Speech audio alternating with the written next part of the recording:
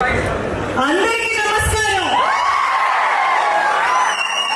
అసలు నాకు పెద్ద డౌట్ వస్తుందండి. నేను ముమ్మడి వరంలో ఉన్నానా, హైదరాబాద్ లో ఉన్నానా? ముందుగా ప్రజలకు సేవ చేయాలనే ఆలోచన ఆశయంగా మారితే మన బుచ్చి బాబన్న లాగా ఉంటుంది. కాబోయే ఎమ్మెల్యే మన బుచ్చి బాబన్నకు నమస్కారం తెలియజేస్తూ, వేదిక మీద ఉన్న పెద్దలందరికీ నమస్కారం అండి. అదేవిధంగా వేదిక కిందున్న డాక్టర్ బిఆర్ అంబేద్కర్ కోనసీమ ముమ్మిడివరం నియోజకవర్గ అన్నలకు, తమ్ముళ్లకు, బాబాయ్లకు, పిల్లలకు, పెద్దమ్మలకు అందరికీ పేరు పేరున నమస్కారం అండి. ఉంటున్న ఊరు మారినా, రాష్ట్రం మారినా, సంస్కృతి సంప్రదాయాలు మారినా బుచ్చి బాబన్న మీద ప్రేమ మారదు అని మీ అందరూ ఈ రోజు నిరూపించారు. అలాగే ముఖ్యంగా అందరికీ స్వతంత్ర దినోత్సవ శుభాకాంక్షలండి. ఏంటిది మార్చిలో స్వతంత్ర దినోత్సవం అనుకుంటున్నారా?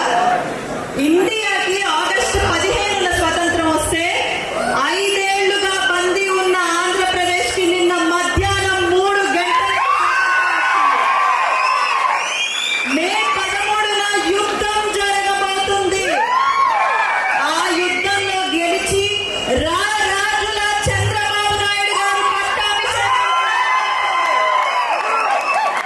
దానికి మీ అందరూ సిద్ధమా? ఇటువంటి వాయిస్ ఎప్పుడైనా ఆ సభలో వచ్చిందా అండి? ఇది నమ్మకంతో వచ్చే వాయిస్ అంటే, అక్కడేమో విఎఫ్ఎక్స్ తో వచ్చే వాయిస్. అలాగే ముందుగా హైదరాబాద్ లో ఉంటున్నారు. మరి మన ముమ్మిడి వరంలో ఉన్న బాలయోగి టెంపుల్ ని, వాటర్ ట్యాంక్ ని, పచ్చని పొలాల్ని, పిండి వంటల్ని మిస్ అవుతున్నారా మీ అందరూ? గోదావరి జిల్లాలంటేనే ప్రేమలకు, ఆప్యాయతలకు పెట్టిన పేరండి. ఏ మాటకు ఆ మాట చెప్పాలి. మీ ఆత్రేయపురం పూతరేకులు ఎంత బాగుంటాయో, మీ ప్రేమ ఆప్యాయతలు అంతకంటే బాగున్నాయి. కానీ కొంచెం భయం వేస్తుందండి. ప్రేమతో చంపేస్తారే ఏంటి మా పుచ్చిపోతుంది? మరి ఇంత ప్రేమ అయితే ఎలా? ఈ ప్రేమనంతా దాచి రేపు ఓట్ల రూపంలో ఇంకెవరైనా పోటీ చేయాలంటే భయపడేంతగా చూపించాలి మీ ప్రేమ. మీ ఉల్లాసం, ఉత్సాహం చూస్తుంటే ఎలక్షన్స్ ఎప్పుడెప్పుడు వస్తాయా, ఎప్పుడెప్పుడు చంద్రబాబు నాయుడు గారిని ముఖ్యమంత్రిని, బుచ్చి బాబన్నని ఎమ్మెల్యేని చేద్దామా అన్నంత ఉల్లాసంగా ఉన్నారు.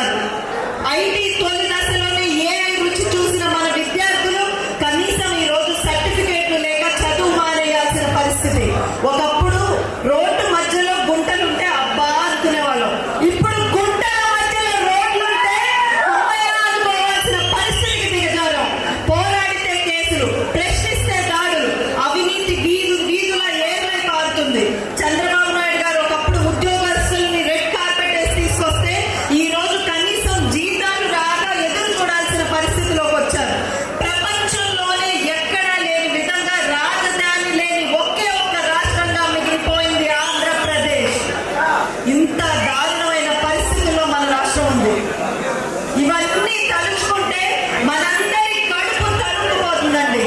ఇలాంటి దారుణమైన పరిస్థితుల్లో కూడా మనం భయపడాల్సిన అవసరం లేదు. బళ్ళారి తెలుసు కదా, బళ్ళారిలో ఇనుప గనులుంటే ఆంధ్రప్రదేశ్ లో బంగారు గని ఉంది. ఆ గని పేరేంటో తెలుసా? నారా చంద్రబాబు నాయుడు గారు అన్న ఒక్క వ్యక్తి ఆంధ్రప్రదేశ్ లో ఉన్నంత కాలం మన రాష్ట్రానికి ఎటువంటి భయం లేదు. మళ్ళీ చంద్రబాబు నాయుడు గారే ముఖ్యమంత్రి అవ్వబోతున్నారు. మన రాష్ట్రాన్ని తిరిగి పురోగతిలో పెట్టబోతున్నారు. ఇక మనం ముమ్మిడివరం గురించి మాట్లాడుకుందామా? ముమ్మిడివరం గురించి మీరు గెలిపించే నాయకులు ఎలా ఉంటారో తెలుసా అండి? ఆఖరికి దేశ ప్రధాని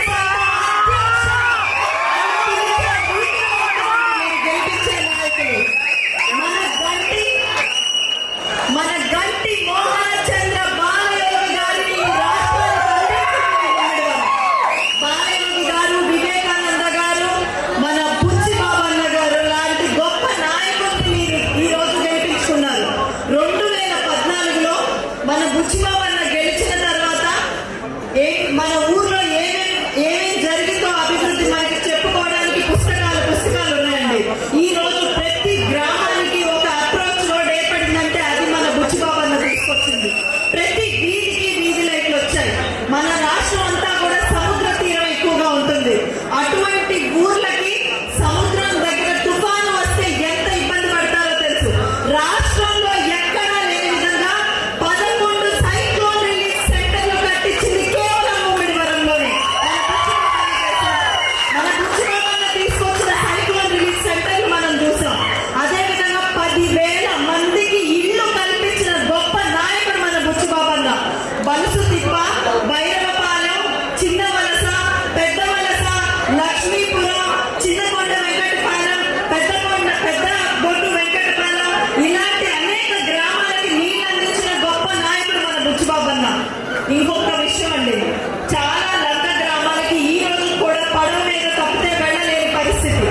అలాంటిది మన బుచ్చిబాబన్న 35 కోట్లు పెట్టి ఒక బ్రిడ్జ్ కట్టిస్తే అత్త సొమ్ము అల్లుడు దానం చేసినట్టు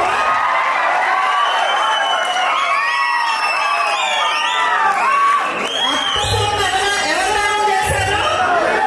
కట్టించింది ఎవరండి? ఓపెనింగ్ చేసింది ఎవరు? మాకు తెలియదంటారా? కాబట్టి అత్త సొమ్ము అల్లుడు దానం చేసినట్టు మనం కట్టించిన బ్రిడ్జ్లను వాళ్ళు వచ్చి ఓపెనింగ్ చేసుకున్నారు.